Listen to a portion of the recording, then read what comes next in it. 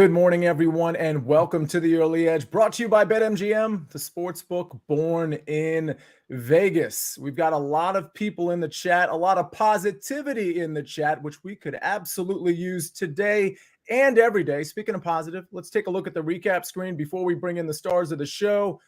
Well, we'll take 3-1 every time. I believe yesterday we were coming off, the recap screen was 11-3. So we rolled 11-3 into 3-1. And we've got a great show for you today. If you want an NFL pick, you want NBA picks, you want a college football pick, you want soccer picks, you want golf picks, you can get all that at SportsLine. But you can also get it today on the Early Edge. Let's bring in the stars of the show. It's a Wednesday, so you know you're going to see Martin Green. You're going to see Propstarz. You're going to see Larry. And Larry, let me start with you. There's a couple things to talk about before we get into our official picks. A lot of votes were cast yesterday, but there was a very important vote in a very particular state. Talk to me. Yeah, what a close election. Millions of dollars poured in on both sides. It got heated. There was a lot of animosity, and Missouri did it. They passed sports betting, the 39th state to legalize, which is a good sign because it's been slow in terms of getting the rest of the states on board. Texas, California still remain out there, but Missouri will go live in January. That's my home state. It was interesting because it was FanDuel and DraftKings going against Caesars, which didn't like the way it was written, didn't give preference to, to casinos that were already in the state. But nevertheless, Missouri wins it. All right, Missouri with a big W. 39 is a pretty good number. Let's tackle a couple of more big states and get all 50 on board. Propstarz, and Larry, I want to go back to you, and Martin, I want to get to your official soccer picks, but we do have to address the trade deadline. Propstarz, my Washington Commanders got Marshon Lattimore. I think it's a big acquisition. I think they're very live to win the NFC East and potentially go deep in the playoffs. Do you think Marshon Lattimore was the biggest move? Were there any non-moves? You thought maybe the Eagles might make a move or some other teams. What was your reaction to the trade deadline yesterday? I think the Commanders are poised to make a serious run for the Super Bowl, frankly. The defense, as I've mentioned previously, got off to that horrendous start, but over the last 5 weeks, they've been one of the top 10 units in the league, particularly the pass defense. And then you're bolstering that by adding a very reliable corner who's certainly capable of battling with opposing number one wide receivers. So I think that's a huge move for the Commanders. Also, you saw reports prior to the trade deadline that players were actively pushing to get moved to this football team. So they look very good. The future is very, very bright suddenly for Washington. It's amazing how quick the turnaround has been, but I attribute that largely to Jaden Daniels, who is a viable MVP candidate as a rookie, really tremendous. But yeah, you can't say enough good things about the Washington defense, which has really played well over the last 5 or 6 weeks, certainly looked like a top 5 or 10 unit. All right. Guitar Joe, by the way, says 39 states almost there. Notably, we're at 39 likes right now, and it's just the beginning of the show, so that's okay. Let's try to get to 150, Guitar Joe and Steve and every Snug the Cat and everybody else that's in the chat. Larry, your reaction to the trade deadline? Yeah, Lattimore is huge because the defensive front was already top-notch for Washington, but the back end is where they needed help. They're still plus 110 to win the division, and they've got that big showdown with the Eagles next week, the first of 2. I like what the Lions did, adding Zadarius Smith. He's not the caliber of Aiden Hutchinson. There probably isn't a player available that caliber, but that was what they needed to do. They're definitely the class of the NFC. I mean, I'm a Washington fan. I could make the argument that Detroit's the best team in the NFC, which I don't think is an outlandish argument by any means, and that Washington might be up there at number 2 with the San Francisco injuries and some of their concerns. Proppy, go ahead. No one wants to play Washington. Zero expectations for them. They're a very dangerous team. They believe they're almost so young that it benefits them to the point where they won't be overwhelmed by the moment. So I would say they're as dangerous as any team in the league. Feels like a house money situation, like just nothing to lose. We're here to stay. So it's a good feeling to be a Washington fan right now. All right, Martin Green, you've been all over the chat. We appreciate you saying hi to people, but answering some questions as well. I know you're a Philadelphia Eagles fan. I don't know if you have anything to say NFL wise, but what we really want from you, and we got a lot of Eagles analysts at SportsLine, but Martin, what we want from you is a couple of soccer picks and any commentary you want to provide in the NFL.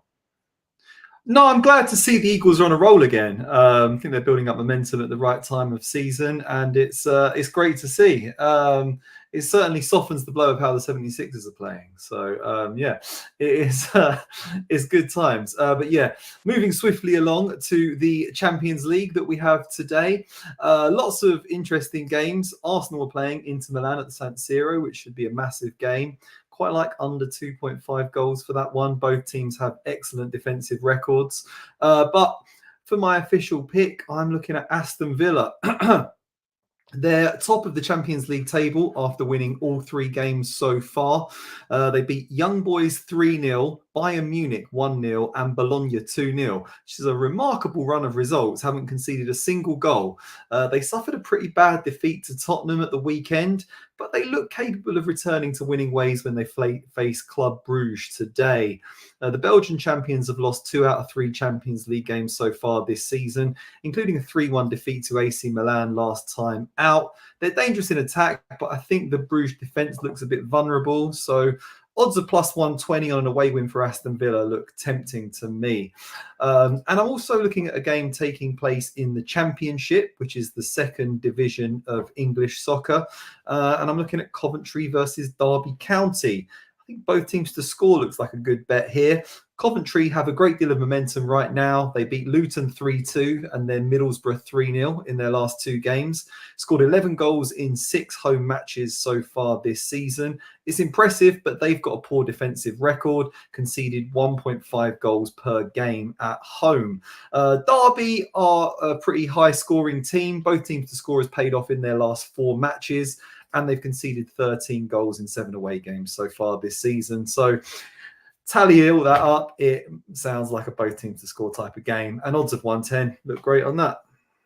All right, Martin, I've got a question from Jeff Stenberg that I want to get to in just a second that he just put in the chat. If you all have a question about any sport in the chat, we'll try to get to it on every single one of these Early Edge shows. Make sure you are subscribed to the channel and to the podcast feed and all of that stuff too. I got to give it a shout out to Buckets because he went 3-0 on Friday, and he called. It's very seldom that he does this. He called a shot. He said, I'm going to get 3 check marks. But then yesterday he said, hey, Sia, I don't think he's ever done this before. He went back-to-back shows where he's like, I'm doing it again. I love this like just as much as I love Friday. I'm going 2-0. And again, I implore you all to understand he doesn't often do this. Well, he went 2-0 again, and I forgot to give him a shout out on the front end of the show here. So shout out to Buckets for going 5 for 5 in his last 5 soccer picks. The question for you, Martin, before we move on to a SportsLine pick, and then we're going to get to NBA, NFL, college, you name it. How do you feel about Sparta Prague team total over 1.5 at plus 130? Let me just check who Sparta Prague are playing. I haven't. That's a tough game against Brest. Plus 130 is definitely a good set of odds on a home team. Sparta Prague have looked pretty dangerous going forward throughout the group stage, but yeah, I'm not 100% convinced because I do think that Brest are quite a solid team. So best of luck to you, but I'm not gonna tail that one, I'm afraid, Jeff. Plus 130 for a reason, it seems. All right, so let's take a look at the SportsLine pick. We're going to college basketball, 8 o'clock tonight. This is a pick from Bruce Marshall. Of course, you can see all of his picks and others again on SportsLine. Bruce is off to a good start. He likes Auburn laying the points, minus 14.5 against Vermont. Again, that's 8 o'clock Eastern Standard Time, Auburn minus 14.5. If you want to make Bruce's pick or any of our picks, go to BetMGM. New BetMGM customers can sign up today and get up to $1,500 in bonus bets. Just place your first wager of at least $10, and you will receive up to $1,500 instantly. If your bet loses with bonus code EDGE, that's bonus code EDGE, EDGE. All right, we got to get to some NBA with Proppy. We're going to do it right after this message from our partners. Baby, we are gonna start a fire. From world-renowned clubs Simply devastating. to worldwide stars. Wrexham have done it. This incredible ride continues. The English Football League on CBS Sports Network, and stream every match live on Paramount Plus. All right, we're back on the Early Edge, brought to you by BetMGM, the sportsbook born in Vegas. Propstarz, you've got an NBA prop tonight. You're sharp. You're looking at an under. What's the play? Yes, indeed, Sia. And I want to mention that I do love this NBA slate. I'm not going to go out on a limb like Buckets and suggest that I'm going to go 5-0 today, but I think I will have some more picks up on the site for our subscribers. But this will be the first of many, hopefully. And it's going to be Anthony Davis under 29.5 points. Anthony Davis has gotten off to a terrific start this season, having a career year for the Lakers, averaging 32.5 points per game. He's been absolutely tremendous for the Lakers, but that scoring production is just simply not sustainable, in my opinion. It's only a matter of time until Anthony Davis regresses a little bit. His previous career average is 28 points per game. The Lakers are also at full strength, so as great as he's been from a usage standpoint either, I just don't expect the same amount of shot attempts simply moving forward. Then on top of being a regression candidate, he's also facing a difficult matchup in the Memphis Grizzlies. The Grizzlies, their front court is at full strength. Jaren Jackson Jr. back in the lineup, in addition to the rookie Edey as well, who has both played well. They both have a lot of size, and they have a lot of bodies to throw at AD. So I think 29.5 points is simply a big ask. He's also been playing monster minutes so far, and he's obviously had durability issues throughout his career. So could be a lighter workload considering he's coming off of playing 39 minutes in his previous game. He's up near the top of the league in minutes per game at his position. So I just think this is a natural spot to fade AD. We're going to go under 29.5 points for Anthony Davis. All right, Anthony Davis under 29.5 points. A couple of comments in the chat. Tyler Liebel says, high point minus 23 today in college basketball. Tyler, thanks for that pick. Perhaps more importantly, not perhaps, definitely more importantly, Aaron Bailey, who's been a friend of this show for quite some time. I know Aaron's backstory because he was kind enough to tell me, I believe, on Twitter Messenger or whatever it was. But he says, fellas, can I get a shout out for my 4-year anniversary of my life-saving transplant? 4 years ago, I was in a coma after a 15-hour surgery. Absolutely, you can get a shout out. There it was, Aaron. Thanks for being a part of this. Hopefully, part of that process and part of that recovery, hopefully we've given you some smiles along the way, maybe some cash in your pocket too, but more importantly, some smiles and positivity, because that's also what we're trying to do here. So shout out to Aaron Bailey. Certainly stay healthy. All right, let's get to my pick. And then Larry, we've got another basketball pick from you, but also an NFL pick for Thursday night football. So a lot to come, including this pick. Round 1 3-ball Worldwide Technology Championship. This starts tomorrow, I believe, at around 8 in the morning. And by 8, I mean the tournament starts at 8. This actual 3-ball starts at, I believe, 9:14 Eastern Standard Time.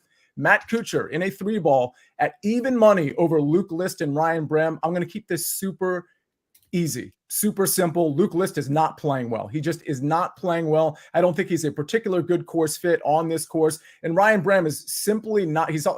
Brem's not playing well either, but he's not even the caliber of a Luke List here, and he's certainly not the caliber of a Matt Kuchar. I think Matt Kuchar is potentially live to win this tournament. I think he's live to potentially be a first-round leader, even though he didn't make my first-round leader card. But I like him a lot. I like the form he's coming in with. He's usually pretty good in the fall swing, can make birdies, has been pretty hot with the putter more often than not lately. So give me Matt Kuchar even money over List and Ryan Brehm. And speaking of first-round leaders, let's just pull up a list of first-round leaders that I like. I've got 5 here. 2, I would say, qualify as pretty huge long shots in Patton Kizzire at 70-1 and Wes Bryan at 100-1. I would say my 3 primary plays are these shorter shots. Matty Schmid at 40-1, JJ Spawn at 45-1, and Lucas Glover at 45-1. So we got Schmid, Spawn, Glover, Kizzire, and Bryan. And if you're looking for some outrights, 2 of these guys, Matty Schmid and JJ Spawn, I think are outrights I'm going to take. I haven't placed these bets yet. And Harry Hall and Lucas Glover also are going to be outrights for me as well. The only one not on this card that's an outright for me as well is Harry Hall. So, ladies and gentlemen, those are some first-round leaders. Offered you a few outrights. Maybe I'll tweet out the outrights later on today if y'all missed what I said there. But let's move on, Larry. Let's move on to the NFL and the NBA. You're going to start us off with an NFL play, Joe Burrow related. Yeah, Joe Burrow is in a spot where he's going to be throwing all the time on Thursday Night Football against the Ravens because the Ravens are a major pass funnel defense. They give up the most explosive pass plays. They've given up 18 passing touchdowns. The NFL worst is 19, so they're right up there near the bottom. And Joe Burrow and the Bengals are passing more than any other team given the game script. Pass rate over expectation, number 1 in the NFL. This is going to be a shootout. The Ravens are going to score, I think, pretty much at will with Keaton Mitchell coming back, with Deontay Johnson. They just have so many weapons. They're impossible to stop. I like Joe Burrow. Could be in comeback mode, could be in a competitive game. over 1.5 passing touchdowns. He threw 5 in the last meeting against the Ravens. I think we get at least 2 on Thursday Night Football. I do have another prop for this game that is up on the site. But then going to the NBA tonight, OG Anunoby, he started the year 2 for 12 from deep in his first 3 games. But over the last 3 games, 3 out of 5, 3 out of 6, 5 out of 6. And now he's in Atlanta. We have a fast pace. We have a bad defense. And Atlanta gives up not only the most makes in the league at 17 per game from deep, but the most 3-point attempts in the league at 43 per game. So OG Anunoby has got to make at least 2. In my mind, I love this play. I'm going over 1.5 threes. Okay. Over 1.5 threes for OG and over 1.5 touchdown passes for Joe Burrow. I noticed Lori Moore in the chat was saying something about maybe we're going to see a Zay Flowers coming from me for tomorrow night's game. Probably, I know you've been a big Zay Flowers guy and you've cashed a lot of Zay Flowers props. He's been very efficient, but can we rely on his targets in a game like this? I think the answer is yes. But do you think you're going to be back at least looking at Zay Flowers props, or have the numbers gotten high enough where you're backing off this week? I mean, it really just depends regarding Zay Flowers moving forward.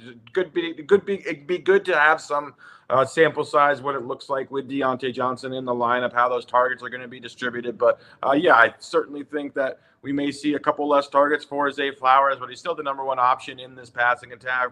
Definitely an explosive player down the field after the catch, as good as any wide receiver in the NFL. So I still like Zay Flowers in this highly, highly efficient Ravens passing attack that has been absolutely tremendous. Tremendous. I'm really curious to see all the picks and opinions up at SportsLine on this game, because I know it's going to be plentiful. If you want in on all of the picks, go to sportsline.com/join, type in the promo code winners. You'll get 60% off the annual plan. Again, sportsline.com/join, type in the promo code winners. You get 60% off the annual plan. It's all our picks, all our articles, simulations, DFS data, you name it, fantasy football related articles. It's all in there at SportsLine. You're definitely going to want to be a part of it. All right, Proppy, I believe you had some follow-up. Yeah, one last thing regarding my pick. I did want to mention regarding Anthony Davis. I would play his number at 28.5 if you don't have access to 29.5. So very comfortable with that number, and it is a go for me at 28.5 as well. Okay, and Martin Green, was there anything from, I know you've been super active in the chat, so I don't think you need to address everything that you've already responded to, but anything that really stuck out to you that you need to follow up on? Nothing particular. Sia, some very passionate Aston Villa fans, which is great to see. People talking about the Arsenal game. Like I said, I do quite like unders in that game, but yeah, Luton as well should be a high-scoring game. Yeah, got an entertaining slate of soccer ahead, but yeah, nothing really new. All right, and Larry, anything we need to clean up? Not clean up, but maybe foreshadow that there is going to be a big announcement later in the week for SportsLine subscribers, something that we're all very excited about. So more on that to come, probably on tomorrow morning or Friday morning show. Well, this is great. Go ahead, Proppy. I don't want to tip the announcement, but I may or may not be on this upcoming season of Dancing with the Stars. Oh, wow. Wow. When is Dancing with the Stars going to reach out to us? I mean, honestly, I've been kind of waiting by the phone. I don't have my ringer on, but I've been waiting by the phone. All right. So let me ask you. All right. Yeah, I was going to ask a follow-up on this NFL game, but honestly, we should table that for tomorrow morning's show and tomorrow night's primetime game. And again, what Larry just said, Larry, correct me if I'm wrong, whatever this announcement is, you got to be a SportsLine member. You had to have registered at sportsline.com/join and be a part of this whole sportsline.com experience, right?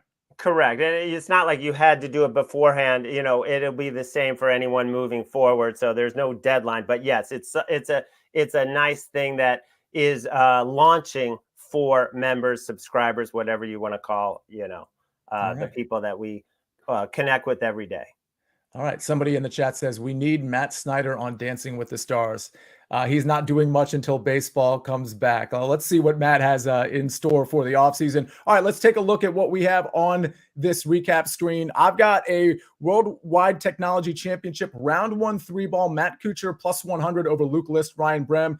If you're getting to this show and you didn't hear the front end of the show for whatever reason, just know that I put my first round leaders out in the body of this show. It's just not on this recap screen. Martin Green, Aston Villa money line plus 120, in Coventry Derby. Both teams to score minus 110. Anthony Davis under 29.5 points at minus 115. Larry, Joe Burrow over 1.5 passing touchdowns at minus 146. And OG Anunoby over 1.5 3-pointers at minus 135. SportsLine pick. Auburn tonight at 8 o'clock, minus 14.5 at minus 109 against Vermont. What a show. What a packed show. Like I promised you, we had, what was it? College basketball. We had NBA props. We had NFL props. We had golf. We had first round leaders. We had soccer. We gave it to you all. The portfolio was certainly diversified. Let's have a really great day. Let's have another great recap screen. We've had 2 great recap screens in a row. Let's follow it up with a good recap screen and a lot of positivity today. Ladies and gentlemen, thank you for being a part of this every single morning and for all of our shows. Thanks for subscribing to the YouTube channel and being a part of sportsline.com. We really appreciate all the activity in the chat as well. On behalf of all of you, and Jake the Snake on the 1s and 2s and 3s and 4s, Martin Green, Propstarz, Larry Hartstein, I'm the Counselor of Cash. This is the Early Edge. We rest our case.